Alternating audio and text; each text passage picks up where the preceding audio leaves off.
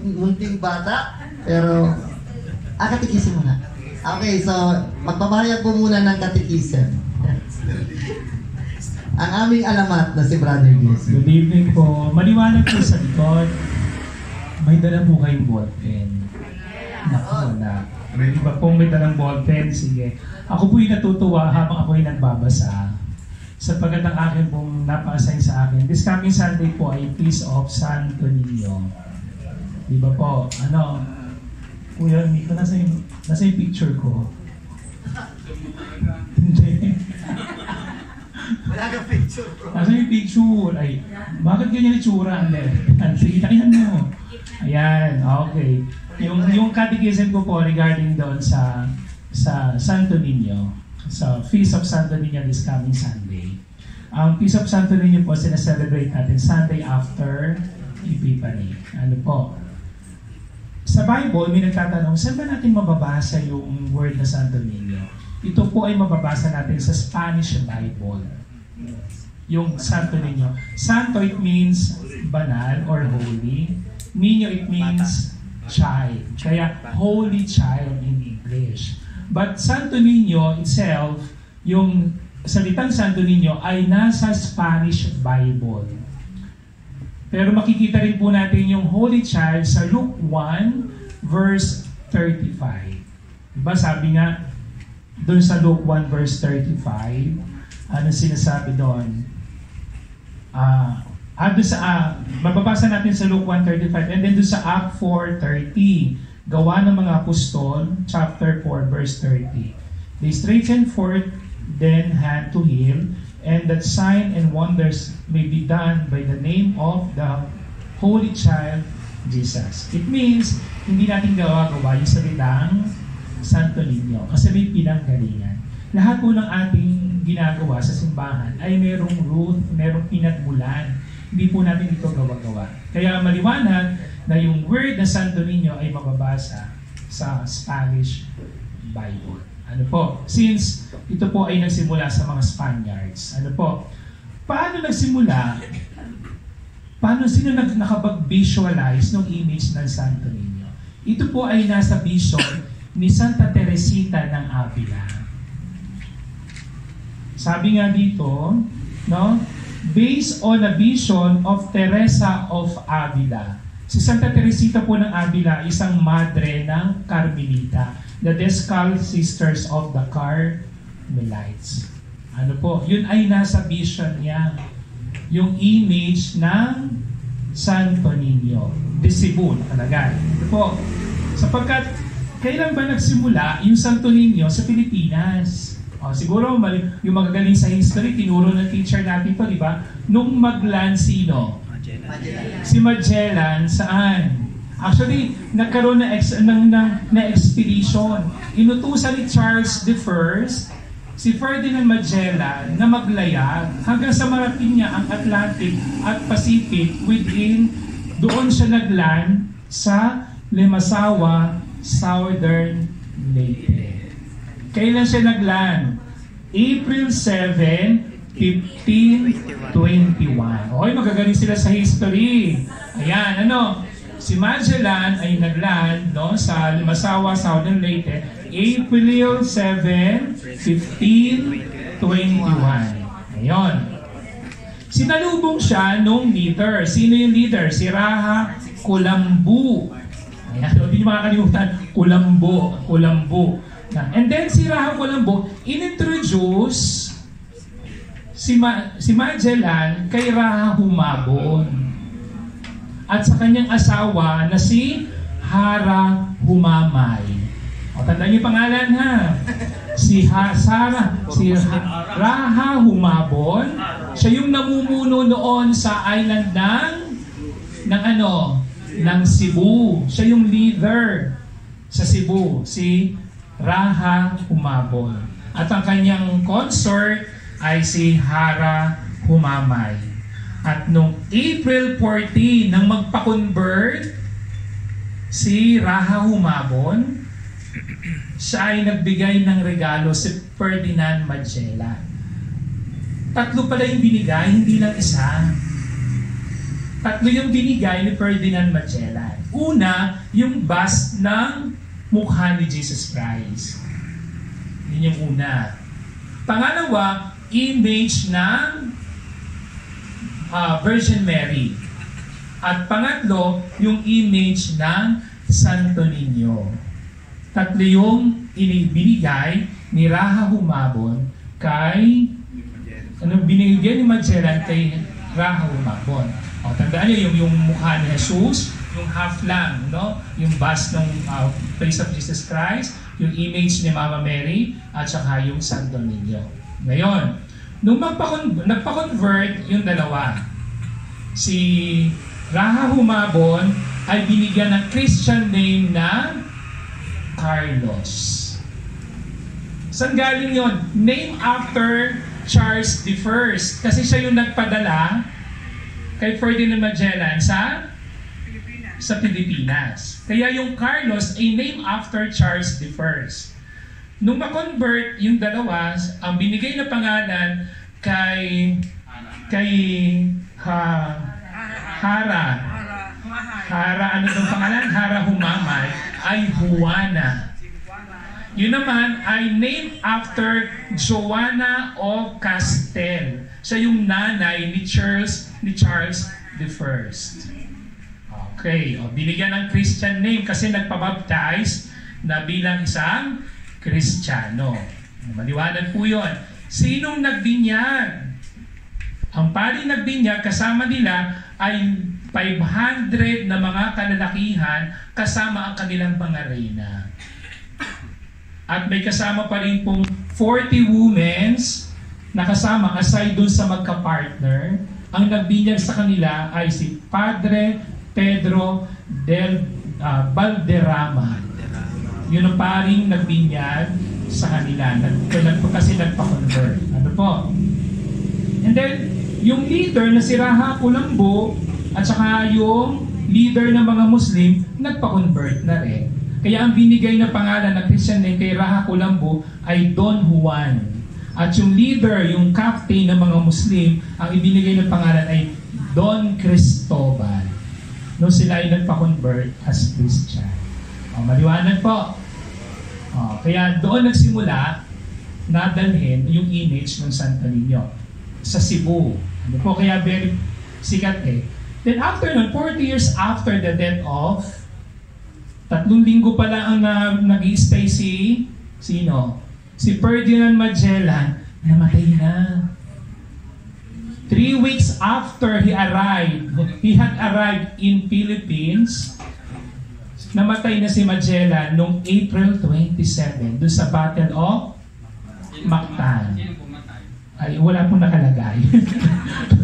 No. Okay, the resident by Lapu-Lapu dependent Magellan attack with force. Ayan. Kaya nga, Magellan died on April 27 in the Battle of Mactan. 3 weeks after ni Hirab na makarating siya sa Cebu. Then after the death of Magellan, umalis na yung mga Spaniards, yung kanya mga kumis. Then after 40 years after, bumalik. No? Kaya nung April 27, 1565, the next Spanish expedition arrived in the Philippines, sa Cebu. Led by Miguel Lopez de Legazpi. Yan. Then after po noon, si Miguel Lopez de Legazpi, gusto niyang magkaroon ng peaceful colonization. Pero hindi pumayag. Nagkaroon ng gulo. Then nung after nung gulo, may mga namatay. Sabi nga dito, namatay ay nasa 500 people, no? Killed and 1,500 homes destroyed. Then after nun, 40 years after, nakita ni Juan Camus yung image ng Santo Niño sa isang kahon. 40 years after na mangyari na mamatay si Magellan.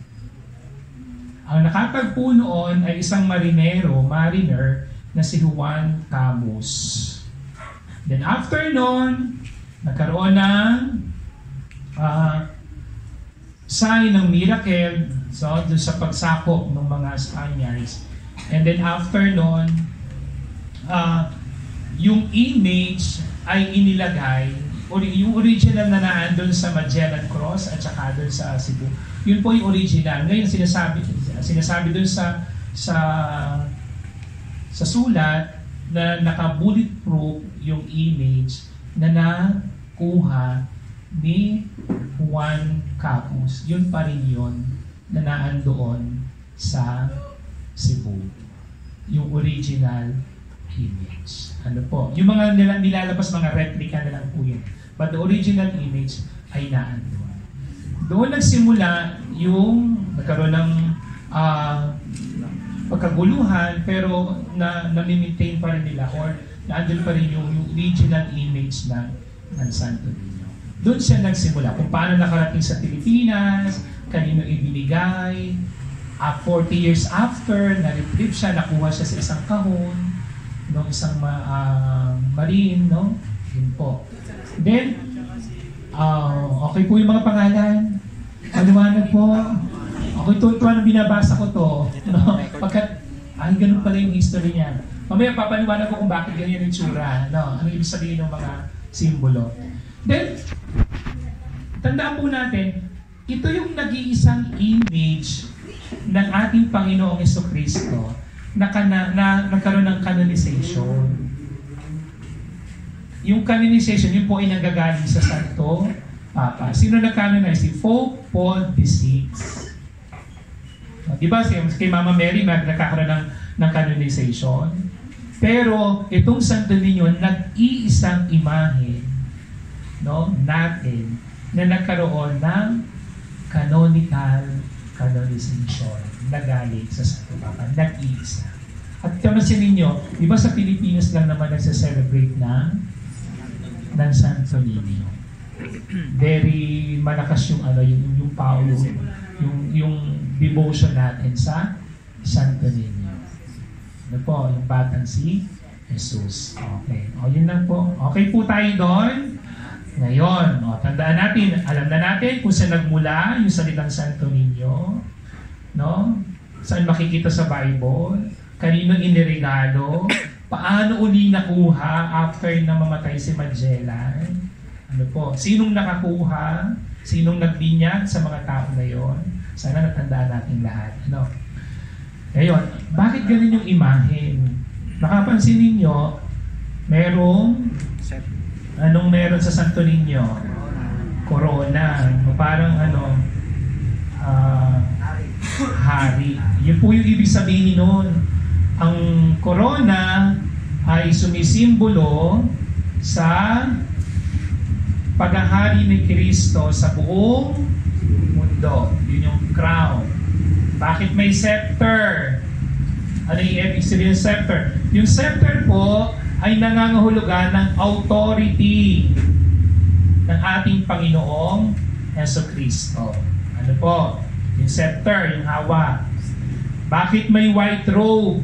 Yung white robe po, yung nasa loob, ay sumisimbolo, yung nagre-represent sa purity, holiness, and the resurrected Christ. Yung pagkabuhay muli ni Jesus. Yung po yung ibig sabihin ng white robe sa loob. Ano po? Next, bakit may cross? Diba may hawak na mundo, tapos may cross sa ibabaw.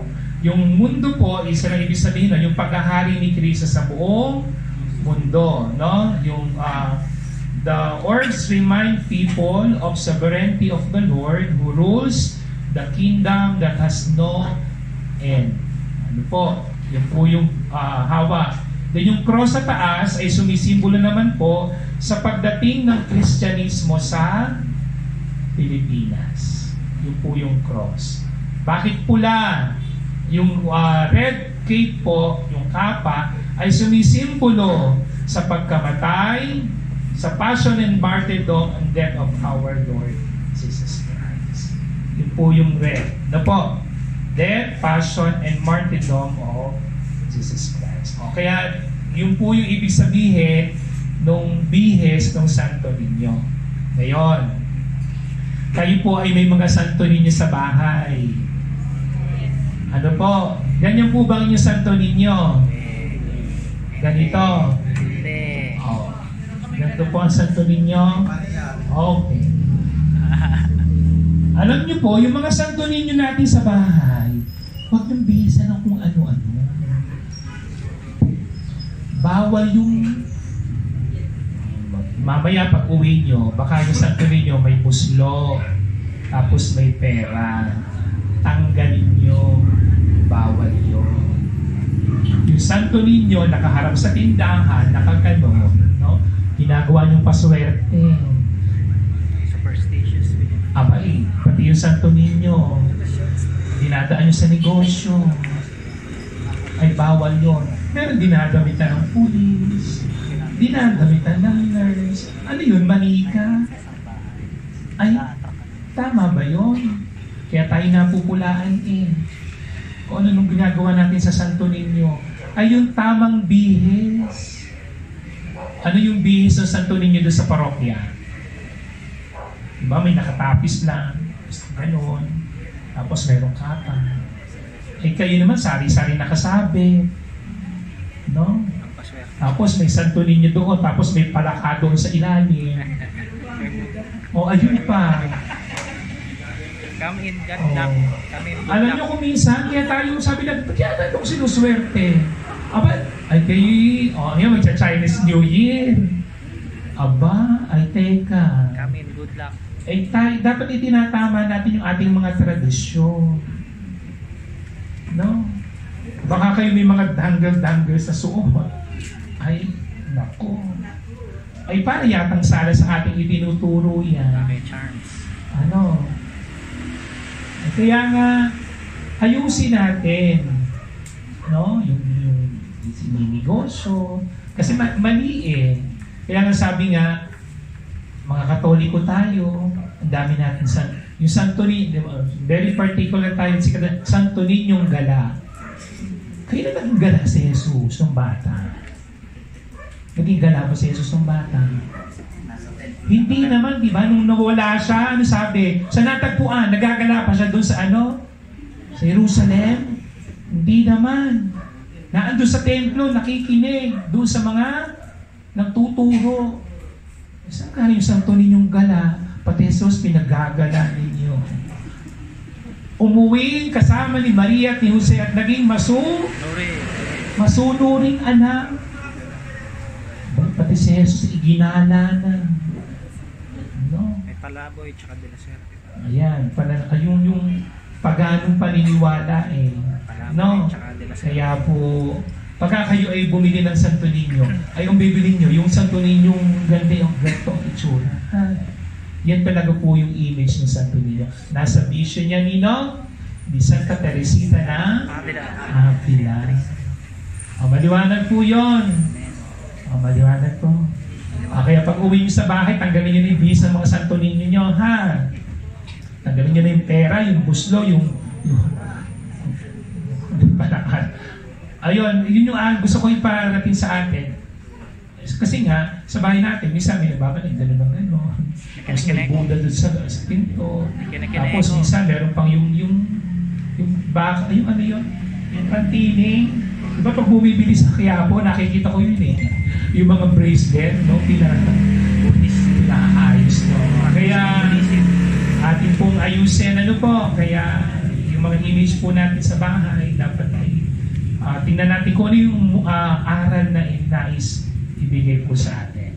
Maliwanag po? Amen. Kaya yung Santo Niño may pinagmulan po yun. Hindi natin gawa-gawa. Kaya alam na natin ngayon kung saan natin siya, kung paano nagsimula, kanina nagsimula, paano nagpatuloy, ano po. Yan. Meron pa ba? Okay, may isa pong tanong. Yung po bang, nung bang bata si Jesus, alam na ba niya na siya Diyos? Tayo po. Alam na? Hindi pa. Alam. Ha? Alam. Alam. Bumubalay ba yun sa kanya? Hindi. Alam na ni Jesus, kahit siya'y bata pa, na siya ay Diyos na. Ano yun? Tumanda, sumanib. Hindi. Pagkapasilang pa lang kay Jesus, habang siya'y lumalaki, alam niya na siya ay Diyos. Kaya nga di ba sabi, hindi po ba ninyo alam na ako'y dapat nasa bahay ng aking Ama? Ano po? Pero, sabi nga, si Jesus ay meron sinasabi na acquire knowledge, infuse knowledge, and beatific knowledge. Ano yung acquire knowledge?